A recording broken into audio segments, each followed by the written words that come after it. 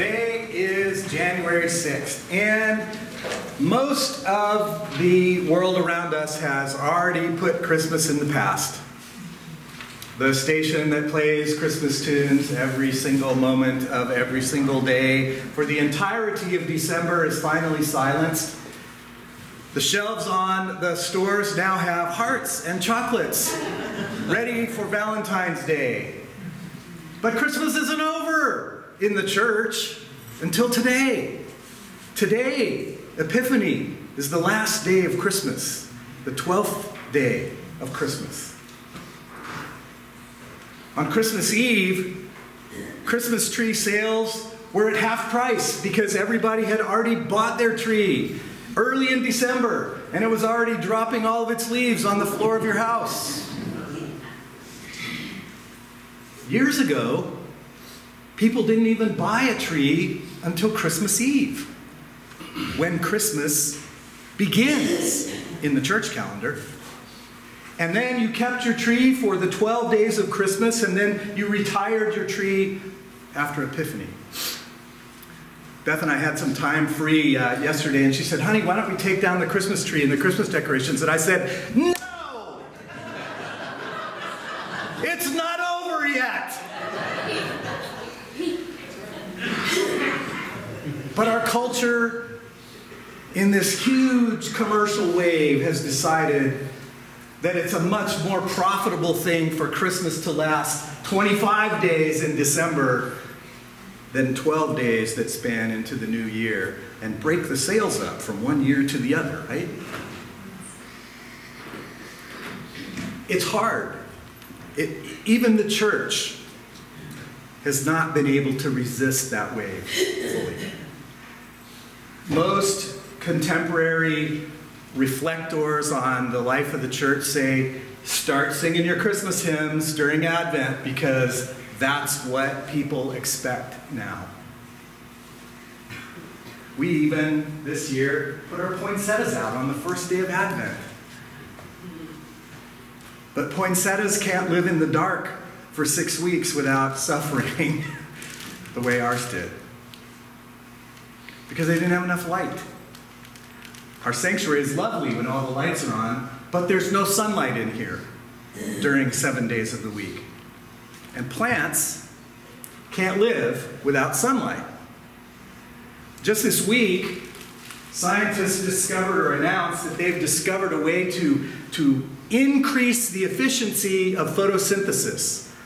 Now, if you reel back to your biology class in freshman year of high school, photosynthesis is this kind of magical process whereby sunlight hits the leaves, the green chlorophyll in plants, and carbon dioxide and water together with sunlight get turned into sugar, which becomes energy for the plants. And if they don't have sunlight, even if you give them water and carbon dioxide, and there's plenty of hot air in this sanctuary thanks to me, if you don't have sunlight, there won't be any food. And if there's no food, they start dropping their leaves like crazy to bring themselves into the most basic form of survival. We need light. Plants need light. And the Magi followed the light, looking for the light of a Christ, the light of a new king, the light of a new savior, a hope for the nations. But like the guy who was searching for his coin under the streetlight, the right thing in the wrong place, the Magi go to Herod's palace, thinking, wrongly, that the Messiah would be there. And instead of finding the Messiah, the true light, they find Herod, the anti-light, the one who wants to put out the light, the one who sees the light as something to be threatened by, and asks them to let him know when they find him because he'd like to go worship him too. Not. His interest is in snuffing out the light of that life so that his power will not be questioned or challenged. Sometimes I just wonder if we'll ever be able to do Christmas in a way that doesn't feel like an anti-light. You know, when the credit card bill shows up in January, it just feels kind of like a spending hangover, doesn't it? A little too much, a little too long, and it hurts. I wonder what we can do to recover what really, really nourishes in this holiday. As I look at the story of the Magi, I'm reminded that we have to look for it if we're going to find it. I mean, if we allow ourselves to get distracted all the time by the spending and the giving, which can be a gift and a joy, but somehow I think there's something deeper to be found for us. There are gifts that we're not accessing. I mean, if you were to ask your soul, and your soul had a voice this morning, what would you say you're hungry for, longing for, searching for? I'll bet it's not the just right Christmas gift, is it? It's something else. Why do we come here? We come here for friendship, for fellowship, for companionship.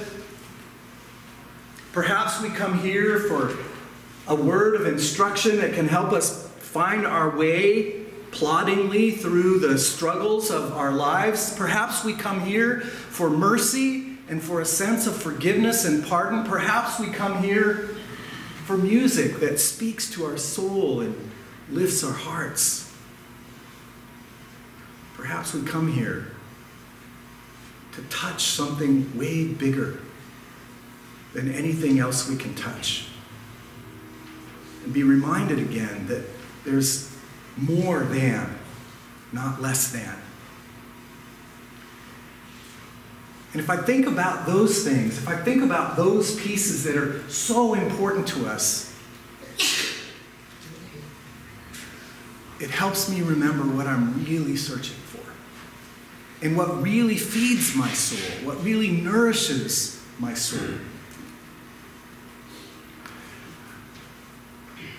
When we did the Posada for the first time, years and years ago now, we used to buy all the tamales, which was really convenient. Helen used to be the sponsor of those tamales, I think, if I remember right.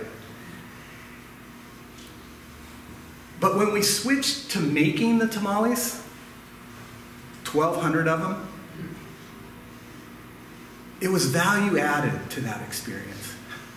Yeah, it was harder, and we had to figure out how to do it because a lot of us didn't know. So we had to find somebody who did, and that was somebody from the neighborhood, not one of us. And we had to deliberately seek out other people and invite them to come and help out. And we had to work the masa and learn how to put the right quantities of stuff in so that they turned out right. But we got to experience the joy of having made them.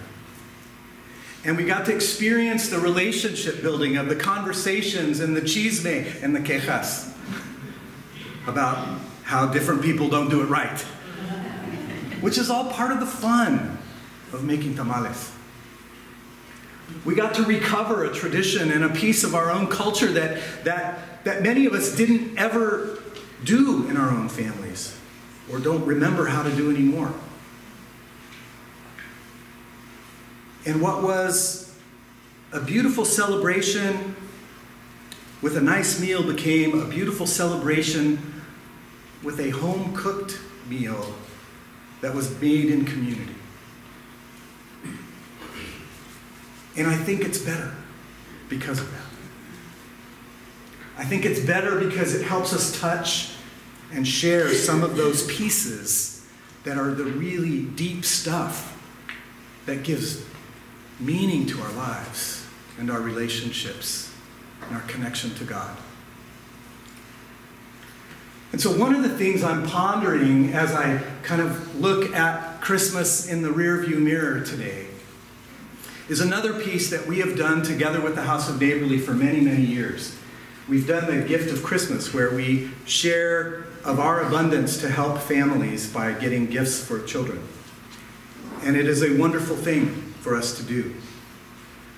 But my heart is wondering, how can we, through that, do something like what we have done with the Posada, where that experience becomes one that builds community, that nurtures relationship, that shares not just of our material capacity with these families, but of the familia,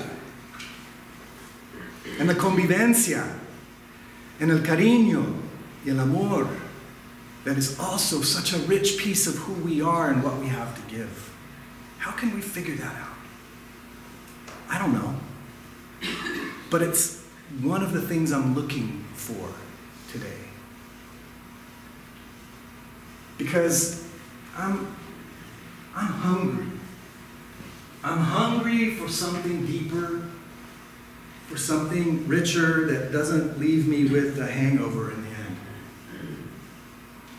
I want something that truly feeds me like the light feeds the plants. Something that deeply nourishes what my soul needs most. And I'll bet I'm not the only one who feels some of that today.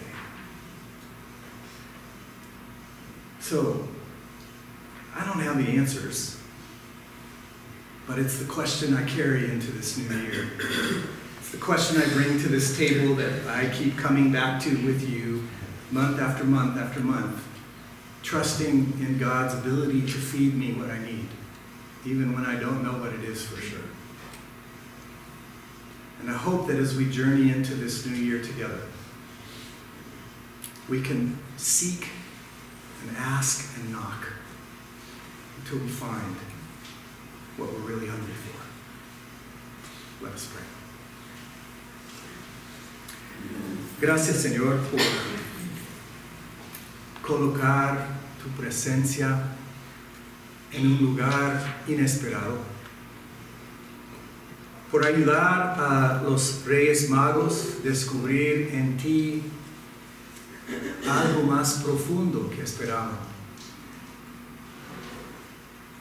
Ayúdanos también a buscar en ti lo más profundo, lo que de verdad satisface el alma y enriquece la vida. Por Cristo te lo pedimos. Amén.